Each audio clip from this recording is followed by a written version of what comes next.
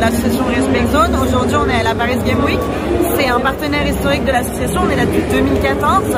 On fait de la sensibilisation éducative et positive autour de tout ce qui va être haine et violence en ligne. On intervient dans des écoles, dans des centres sportifs, que ce soit primaire jusqu'aux étudiants. On va aussi en entreprise, on travaille avec des collectivités territoriales. On a un label, on a une charte et l'idée c'est vraiment de faire des contenus pédagogiques autour de ces thématiques-là afin de venir déconstruire, réfléchir sur nos comportements en ligne qui peuvent affecter les uns les autres. On découvre un peu aujourd'hui tout ce que peut recouvrir les interactivités qu'il peut y avoir en ligne, y compris dans l'univers qui entoure le jeu vidéo, parce que c'est pas forcément au sein même du jeu, ça peut être vraiment autour. On sait qu'aujourd'hui il y a des influenceurs, des influenceuses du jeu vidéo elles-mêmes qui vont, elles ou ils vont se filmer en live en train de jouer sur des plateformes et donc à créer des communautés, créer des interactions et donc qui peuvent mener à de la haine en ligne et notamment beaucoup plus que ça, même du cyberharcèlement. Et aujourd'hui les femmes, en tout cas les personnes qui s'identifient comme femmes, sont souvent, très fréquemment victimes de cyberharcèlement et sexiste, voire même sexuel. Et aujourd'hui, avec notre asso, on a décidé de faire une petite mise en situation qui est tirée de contenu d'intervention qu'on fait à partir des 12 ans. On propose d'avoir un contexte, ensuite un message d'un internaute, une action en ligne, et que les gens votent sur un système de jauge si l'action de l'internaute n'est pas du tout violente à extrêmement violent, donc avec un système du neutre. Voilà. Donc ici on a une streameuse qui est sur un jeu qui s'appelle World of Warcraft, elle est en multiplayer et c'est-à-dire elle joue avec plusieurs personnes en même temps et deux personnes avec qui elle joue mettent ça dans le chat et donc elle peut le voir et on demande donc d'évaluer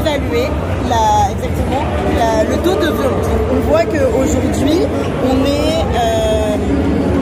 a réuni plusieurs votes qui étaient plutôt sur clairement identifiés comme violents, sur du neutre plutôt violent. On a très peu de personnes qui n'ont pas trouvé ça violente. On a d'autres situations, donc typiquement celle-ci, qui va être une situation en fait de racisme. Au moment de l'élection de Miss France 2020, sur Twitter, on a eu ce genre de commentaires. Donc encore une fois, nous avons demandé aux visiteurs de se positionner vis-à-vis de la toxicité, de la violence de ce commentaire qui peut exister en ligne. Les résultats sont assez unanimes. Généralement, ils viennent en groupe et il va y avoir des a priori, ils vont discuter entre eux avant de poser leurs petites gommettes et ça va créer du débat avec la situation. Voilà. Donc celle-ci, par exemple, elle est beaucoup plus mitigée. Alors c'est pas parce qu'on est une association contre la haine en ligne que toutes nos situations sont extrêmement violentes, faut être évident. Pour le coup c'est un peu mitigé.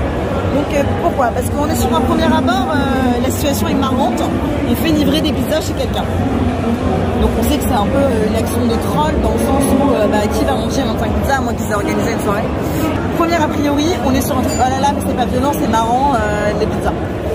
Sauf que en fait il faut regarder bien la fin de la phrase, on voit que c'est quand même une femme qui a quasiment 400 000 followers et en fait il y a l'un d'eux qui a quand même trouvé son adresse personnelle et qui fait livrer donc, quelque chose à son adresse personnelle. Oui c'est rigolo dans une pizza, mais est-ce que c'est marrant quand c'est chez vous?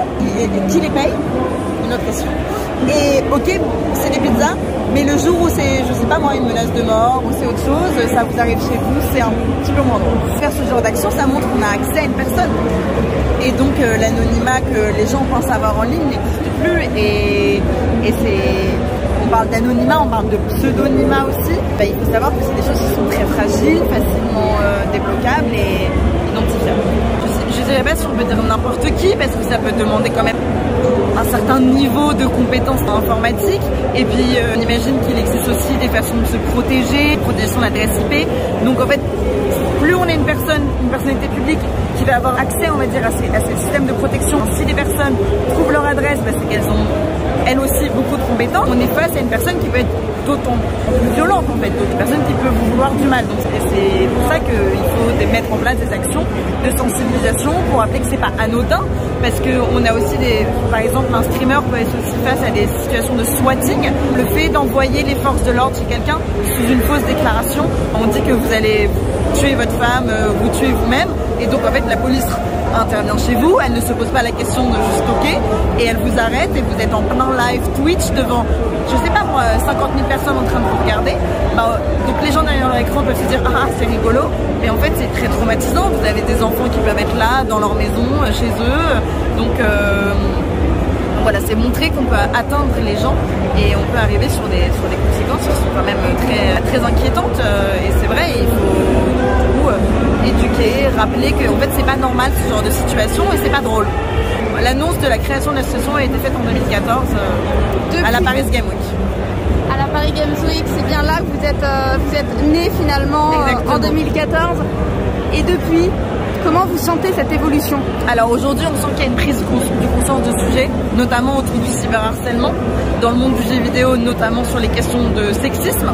D'ailleurs, on n'est pas la seule association sur le salon. Il y a Women in Games qui est juste à côté, sur la représentation des femmes dans cet univers.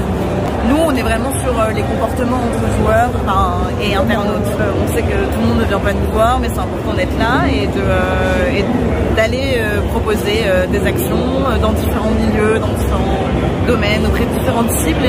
Et de communiquer sur ce sujet pour prévenir notamment les plus jeunes qui peuvent être potentiellement affectés à un moment donné ou à un autre par ce genre de fléau. Alors affectés et même parfois auteurs, parce qu'ils trouvent ça rigolo ou parce qu'ils ont l'impression que c'est comme ça qu'on se comporte, de déconstruire ces types de comportements qui ne sont pas forcément ceux à avoir en ligne, parce que comme on vient de le dire, on n'est pas forcément anonyme et il faut rappeler que en fait c'est pas parce qu'on est en ligne que des gens se vexent et surtout que c'est pas interdit par la loi.